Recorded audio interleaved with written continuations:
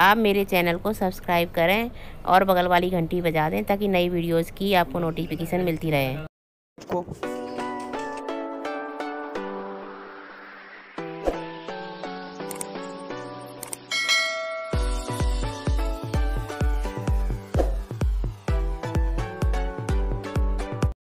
आप मेरे चैनल को सब्सक्राइब करें और बगल वाली घंटी बजा दें ताकि नई वीडियोज़ की आपको नोटिफिकेशन मिलती रहे।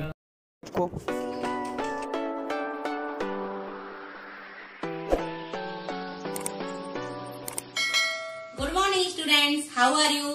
आई एम मीता जैन। मेरे चैनल में आपका स्वागत है। अगर आपने मेरा चैनल सब्सक्राइब नहीं किया है तो सब्सक्राइब जरूर करें। आज हम पढ़ेंगे NCERT syllabus Hindi class 2 chapter 3 म्याऊं म्याऊं।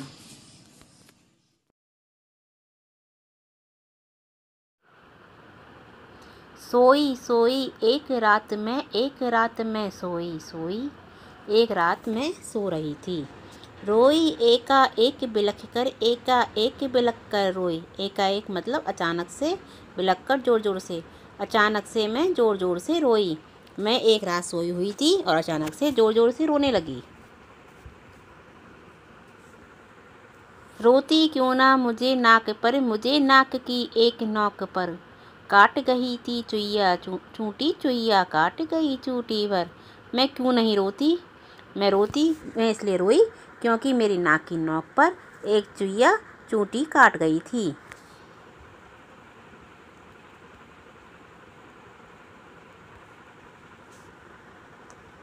सचमुच बहुत डरी चुईया से सच बहुत डरी मैं। घड़ी देख कर चुईया को मैं लगी कांपने घड़ी घड़ी में। सामने चुईया को खड़ी देखकर मैं बहुत ज़्यादा डर गई और बहुत ज़्यादा कांपने लगी। सूझा तभी बहाना मुझको सूझा एक बहाना।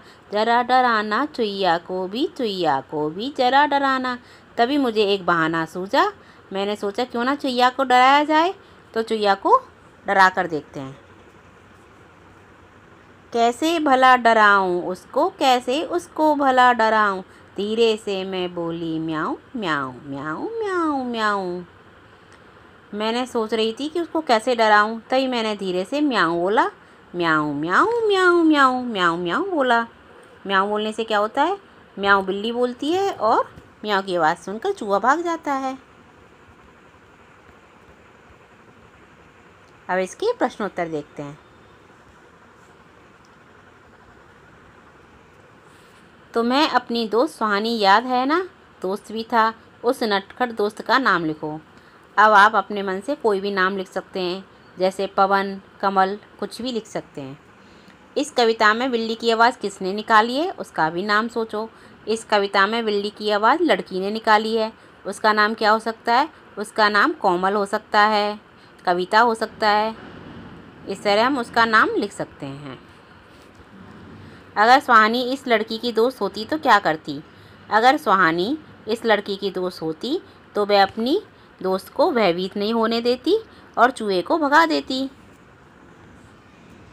कविता में लड़की ने म्याऊं की आवाज़ निकाली थी। म्याऊं की आवाज़ सुनकर चुईया पर क्या असर हुआ होगा? म्याऊं की आवाज़ सुनकर चुईया भाग गई होगी, क्योंकि उसको लगा होगा कि बिल्ली आई है।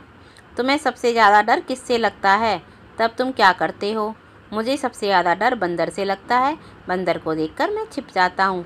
अब बताओ, तुम्हें अगर उसे डराना हो तो कैसे डराओगे, क्या करोगे? अगर बंदर को डराना है तो शेर की आवाज़ निकालेंगे। नीचे लिखे शब्दों का वाक्यों में इस्तेमाल करो। सूझा, मुझे कोई उपाय नहीं सूझा। या फिर ऐसे लिख सकते हैं, मैंने बंदर देखा तो मुझे कोई उपाय नहीं सूझा कि उसे कैसे भगाया जाए। धीरे से, कविता धीरे से चलकर आई। सचमुच आज बहुत ठंड है। बहाना, मेरी बहन स्कूल ना जाने का बहाना बना रही थी। नोक, चुईया ने नाक की नोक पर चूंटी भरी। किन किन चीज़ों की नोक होती है लिखो और उसका चित्र भी बनाओ। किस की नोक होती है? जैसे सुई, चाकू, पेंसिल, पेन और तीर। चूंटी अंगूठे और उंगलियों से भरी जाती है। अंगूठे और उंगलियों से और कौन कौन से काम किए जा सकते हैं? एक तो चुटकी बजाना, और हम कैरम खेल सकते हैं, सुई में धागा पिरो सकते हैं, और क्या कर सकते हैं हम चुटकी अंगूठी और उंगलियों से, और हम चिमटा पकड़ते हैं। लिखना का काम भी हम इन्हीं 2 उंगलियों से करते हैं। तो लिखना, कैरम खेलना और धागा पिरोना। सूझा मुझको एक बहाना, मुझको सूझा एक बहाना। कविता में कही गई इस बात को बातचीत में इस तरह कहेंगे, मुझको एक बहाना सूझा। नीचे लिखी बातों को 2 तरीके से लिखो। खड़ी गाय थी चौराहे पर, चौराहे पर गाय खड़ी थी। एक तो हम इस तरह लिख सकते हैं, एक इस तरह लिख सकते हैं, गाय खड़ी थी चौराहे पर।